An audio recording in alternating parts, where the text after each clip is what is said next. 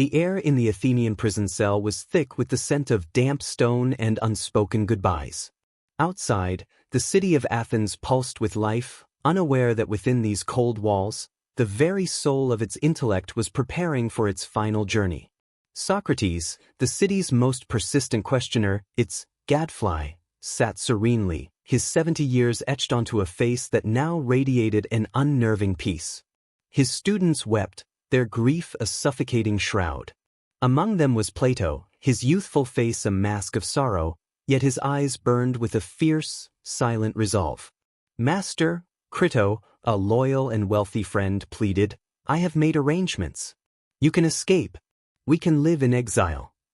Socrates merely smiled, a gentle, almost amused curve of his lips.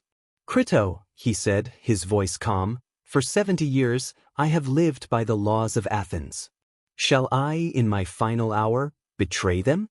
What would my life, my teachings, mean then?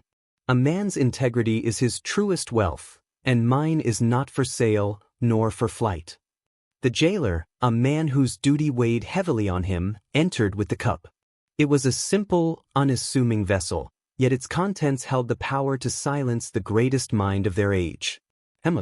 A bitter end for a man whose life had been dedicated to sweetness of truth. Socrates took the cup. His friends gasped, some turning away, unable to bear the sight. He looked at them, his gaze sweeping over each face, imprinting them with his final lesson. "Do not weep," he commanded, his voice firm but kind. "A philosopher should meet his end with dignity." He drank. The bitterness twisted his face for but a moment, then he began to walk, as instructed, until his legs grew heavy. He lay down, speaking until the very last, his mind clear, his spirit unbroken. "Crito," he whispered, his final words, "we owe a cock to Asclepius. Please, don't forget to pay the debt." It was a subtle, almost ironic nod to the god of healing, as if death itself were a cure. Then his eyes glazed. The chest fell still. The philosopher was dead. The jailer closed his eyes, tears finally falling. The students cried out in despair. They believed the light had been extinguished. But the silence that followed was not empty. It was a vacuum, waiting to be filled. The hemlock had done its work on Socrates' body, but it had utterly failed to poison his spirit, his method, his idea. Plato, shattered yet resolute, left the prison. The city that had condemned his master to death was the same city that would unwittingly become the cradle of his enduring legacy. The image of Socrates, calm and unyielding, drinking the bitter cup, was seared into Plato's soul. It was a testament to the power of conviction, a chilling lesson that truth, when challenged, shines brightest. Plato began to write.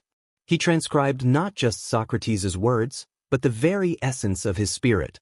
The Apology captured the trial, the defiant speech. The Phaedo immortalized the final hours, the philosophical discourse on the soul's immortality. Through Plato's tireless efforts, Socrates, who wrote nothing himself, became immortal through the writings of another. The hemlock legacy was not one of death, but of unyielding life. It was the legacy that taught the world that ideas are more powerful than empires, that truth is more potent than poison, and that the relentless pursuit of knowledge, even unto death, is the noblest human endeavor. The cup of hemlock meant to silence a voice, instead amplified it across millennia. It killed a man, but gave birth to Western philosophy. And so, the ghost of Socrates, the gadfly of Athens, continued to sting the consciences of thinkers, rulers, and common citizens for centuries to come, his voice echoing through the ages, perpetually asking, why?